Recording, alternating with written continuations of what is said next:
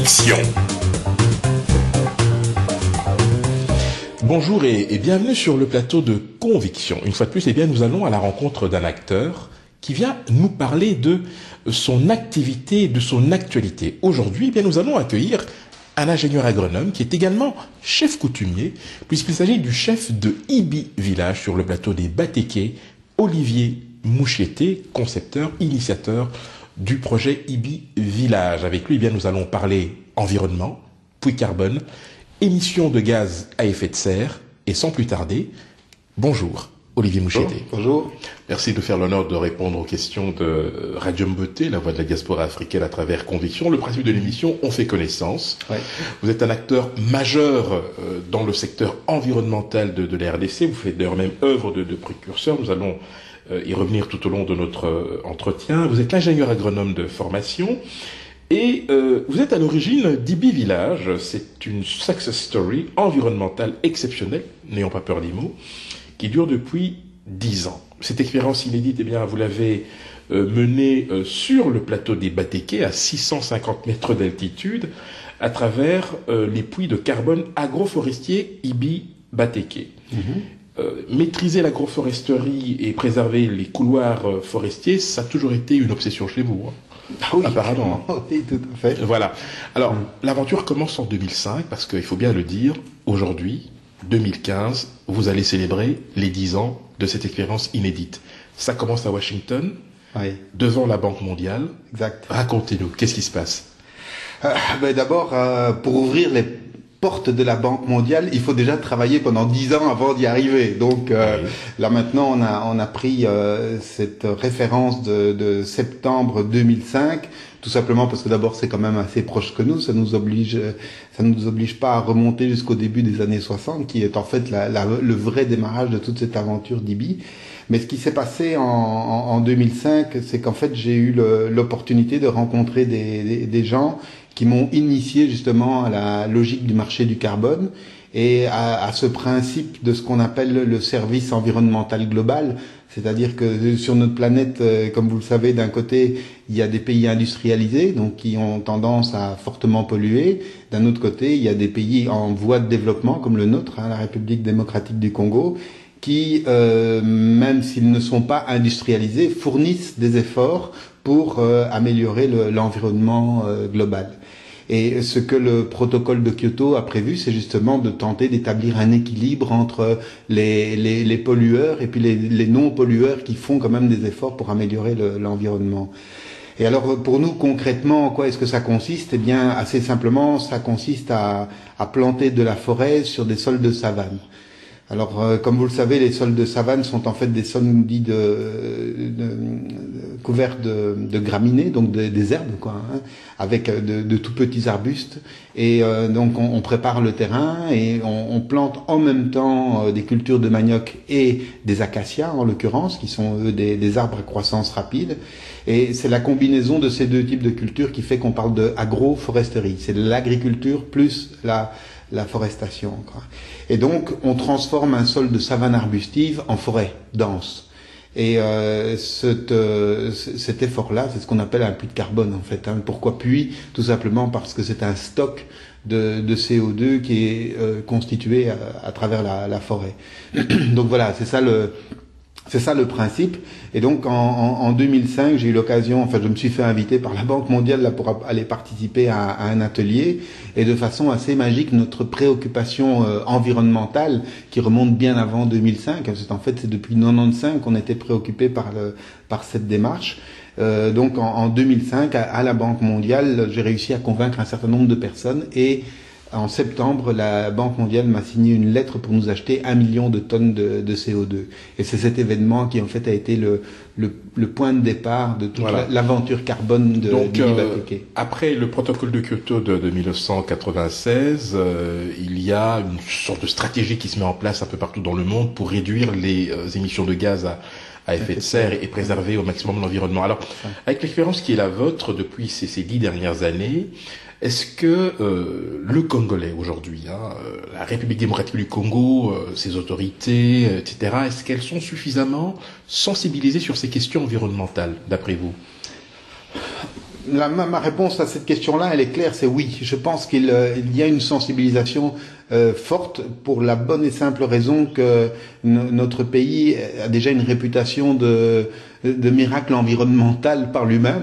60% du territoire est couvert par de la forêt et en plus, bon, la population congolaise est en train de monter, donc il y a quand même aussi des dommages qui se font sur la forêt. Enfin bon, bref, tout le monde sait que le Congo est un pays environnemental par excellence. Je crois que, comme on dit ici en Belgique, que dans chaque Belge il y a une brique dans le ventre, je pense que chaque Congolais a un champ dans le ventre. Donc chacun se dit agriculteur, chacun vient d'un village, etc. Donc ce rattachement aux racines fondamentales est très fort dans notre pays, et c'est la raison pour laquelle je pense qu'il existe en fait naturellement une bonne sensibilité à l'environnement. Comme vous le savez aussi, nos traditions, nos coutumes sont très rattachées à l'esprit des ancêtres qui très souvent sont dans les forêts. Quel village n'a pas sa forêt sacrée? Donc ça existe chez nous, c'est présent. Maintenant, si on ramène la situation à la politique actuelle, la RDC fait aujourd'hui partie des tout premiers pays qui se sont engagés dans la stratégie de réduction des émissions de gaz à effet de serre qui sont liées à la destruction des forêts, ce qu'on appelle le processus RED. Aujourd'hui, de par REDD. Oui. Aujourd'hui, de par le monde, il y a, à ma connaissance, un pays qui a réussi à faire ratifier son programme RED, c'est le Costa Rica. Et si tout se passe bien, la RDC sera numéro 2. Donc, tout ça pour dire que oui, il y a une bonne sensibilité sur l'environnement. Maintenant, reste à traduire tout ça dans les actes, dans les faits, dans la concrétisation des projets. C'est une autre histoire.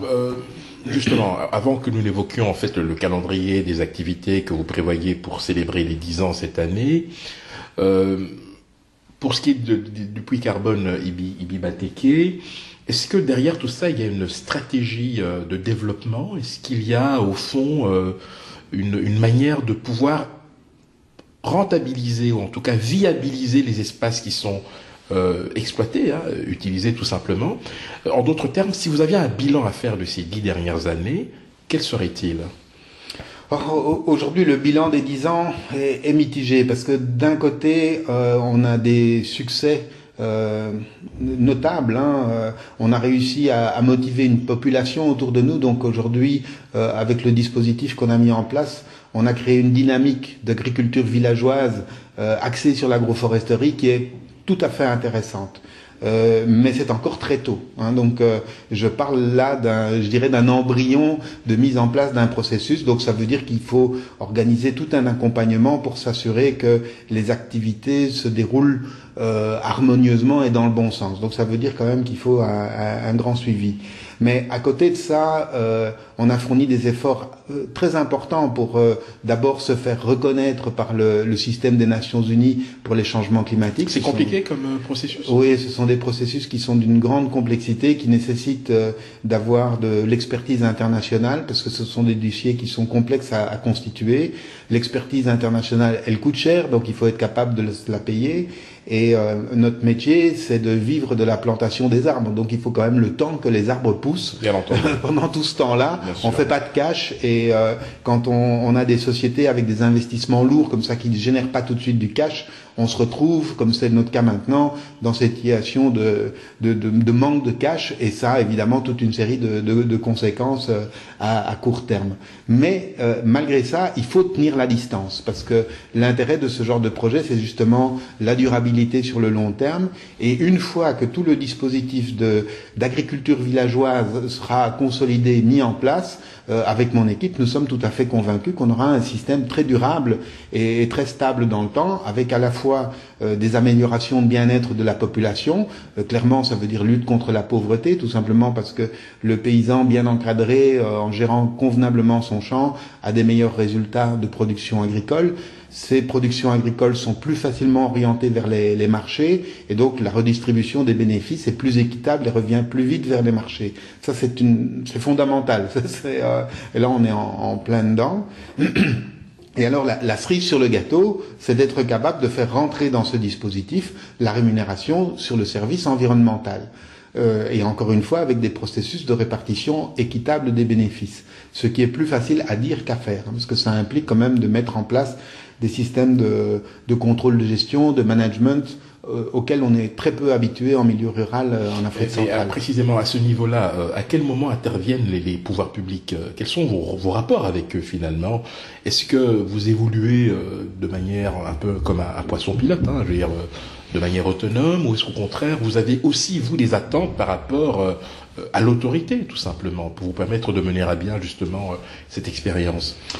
Alors déjà il faut savoir par rapport à cette question-là que par la force des choses, on doit travailler avec le gouvernement congolais, en l'occurrence en direct avec le ministère de l'Environnement et le ministère de l'Agriculture au niveau national. Maintenant, comme vous le savez, dans notre pays, on est organisé aussi par région, par province, donc c'est important d'avoir les contacts avec les autorités provinciales, mais pour ce qui nous concerne jusqu'à présent, c'est plutôt au niveau national. Donc on a des interactions permanentes avec les équipes du ministère de l'Environnement qui ont les programmes carbone dans leurs attributions. Ça, ce sont des gens avec qui on travaille tous les jours, au quotidien, quoi. La collaboration avec eux est très bonne parce que on est dans une win-win situation, donc tout le monde gagne, et donc là je dirais que ça se passe bien, quoi, hein, en termes d'échanges techniques, etc. Maintenant, là où le bas blesse, c'est que nous travaillons avec des financements qui nous viennent de l'extérieur. D'une part, simplement des investisseurs privés qui nous ont fait confiance et qui ont donc investi leurs économies dans notre affaire. D'autre part, avec des institutions internationales. J'ai cité tout à l'heure la Banque mondiale. Là, en ce moment, on est en train d'exécuter un projet avec des fonds qui nous viennent du Fonds pour les forêts du bassin du Congo, qui est aussi un fonds international administré par la Banque africaine de développement. Mais ça, ce sont des interventions extérieures. Aujourd'hui, dans le dispositif qu'on met en place et avec les difficultés de cash que j'évoquais, ça me semble très important qu'il y ait un effort national qui soit fait pour injecter des ressources aussi financières dans ce genre de dispositif, justement pour que le gouvernement traduise par des engagements concrets et financiers sa volonté politique de faire de l'environnement. Alors, on va parler peut-être des activités que vous allez organiser tout au long de cette année. Je rappelle que le point culminant, ce sera bien évidemment en décembre le fameux congrès climatique mondial qui va se tenir à Paris et auquel vous allez tout naturellement participer. Alors, comment vous voyez cette année 2015 qui célèbre les 10 années d'existence des puits Ipi-Bateke? Alors en fait, l'année 2015 est l'année de notre 10e anniversaire d'engagement dans le marché du carbone. C'est le moment de faire des bilans, comme nous sommes en train de le faire avec vous ici maintenant. Quels ont été les obstacles, quelles sont les difficultés auxquelles nous sommes confrontés aujourd'hui. Mais il faut savoir que, en parlant avec vous là maintenant, j'ai derrière moi presque 3000 hectares de forêt qui sont plantés. Donc l'investissement qui a été réalisé, qui se chiffre quand même en millions d'euros, pas encore des dizaines, hein, mais on est quand même aux alentours de 3 millions et demi qui ont été investis pendant 5 ans. C'est quand même des montants qui sont colossaux et qui correspondent, comme je le disais tout à l'heure, à un stock de carbone dans la forêt, à des champs de manioc, à une dynamique villageoise qui se met en place. Donc c'est là que se trouve aujourd'hui l'effort financier qui a été réalisé pendant plusieurs années. Maintenant, il s'agit d'extraire de cet effort sa vraie valeur, c'est-à-dire à la fois par la production, la transformation et la commercialisation des produits agricoles et de la biomasse ligneuse. Ça, c'est fondamental. On n'y est pas encore, donc on doit travailler pour que ça marche. Et puis ensuite, cette fameuse récompense carbone, parce que jusqu'à présent, on a été très peu payé pour les crédits carbone. Hein. Sur les millions qu'on a investis jusqu'à présent, je crois que le retour carbone se chiffre en centaines de milliers de dollars, et non pas d'euros, donc c'est encore très faible. Mais dans les programmes dans lesquels nous sommes impliqués aujourd'hui, on est en droit d'attendre d'avoir une rémunération, mais qui viendra elle aussi dans le temps. Donc il faut tenir sur la distance. Et donc aujourd'hui, en 2015, nous sommes en mesure de présenter un bilan, comme je viens de le dire, qu'est-ce qui a marché, qu'est-ce qui n'a pas marché, où on en est, qu'est-ce qui est en place, et sur base de ça maintenant, de se projeter un peu dans l'avenir, d'abord sur l'année 2015 elle-même, année de mobilisation de ressources pour permettre de consolider les acquis et de préparer l'avenir. C'est-à-dire de s'engager là maintenant sur un programme de 5 ans et puis de 10 ans qui permettra, encore une fois, avec cette fameuse dynamique villageoise dont j'ai parlé tout à l'heure, de développer sur une beaucoup plus grande échelle alors toute cette mécanique d'amélioration de la vie en milieu rural, de meilleure exploitation agricole et forestière, et puis surtout de protéger les galeries forestières qui nous sont très chères sur le plateau des Batékés et qui aujourd'hui disparaissent comme la peau de chagrin. En tout cas, au niveau de Radio Mboté, la voix de la diaspora africaine, c'est toujours un honneur, un privilège que de pouvoir accompagner, autant que faire se peut, via nos différents plateaux, des acteurs comme vous, qui représentez quand même l'avenir. Vous êtes sur un secteur très particulier, parce que l'environnement, on en parle, mais bon, c'est vrai qu'en Afrique, c'est pas toujours, je dirais, la priorité. C'est ici aussi pour nous le lieu de vous souhaiter un bon anniversaire pour ces 10 ans. Je vous laisse le mot de la fin. Lourde responsabilité. Hélas. Écoute Henri, pour nous ici maintenant, comme je le disais, l'année 2015 est une année pivot. Donc moi je suis très content d'être avec vous ici. D'abord moi aussi je vous félicite pour cette initiative de Radio Mboté. Ça me fait très plaisir de voir ça ici, de venir travailler avec vous. Moi j'apporte du fond, vous êtes ma voix. Vous me permettez de m'exprimer sur les ondes et de toucher un public large et varié. Donc c'est le moment de dire qui on est, qu'est-ce qu'on fait, pourquoi on est là. Donc d'expliquer toute cette démarche environnementale, cette démarche sociale aussi, et il faut que les appareils économiques que nous mettons en place acquièrent de la rentabilité malgré la conjoncture congolaise ou centrafricaine, pour parler plus largement, qui reste difficile, mais bon, c'est notre pays, il faut se battre pour y arriver, et je suis totalement convaincu que par la voie de l'agroforesterie, donc du développement rural intégré, c'est comme ça que ça se passe, on a des bonnes chances d'y réussir. Et je fais partie, comme vous l'avez dit vous-même, des pionniers aujourd'hui en matière de jonction entre justement tout ce développement rural, cette préoccupation environnementale globale. Il faut des hommes, des entreprises qui sont capables de créer le lien entre les deux. C'est notre métier. Au Congo, là-dedans, on est le premier. Le puits de carbone Ibi-Batéké, il a le numéro 1 dans la liste des projets puits de carbone au Congo. Donc, on est les premiers. Il faut assumer cette position parce que ça veut dire que on se prend en pleine figure tous les obstacles, les murs, les pots de bananes, etc. On est les premiers à les ramasser, mais on est toujours là, on est debout, les arbres poussent, et à partir de cette année-ci, vous pourrez faire vos barbecues avec le macala vert d'Ibi à base d'acacia et qu'on a donc appelé le macacia. Excellent. Merci infiniment Olivier Moucheté et bonne continuation. Voilà, hop, allez hop, champagne.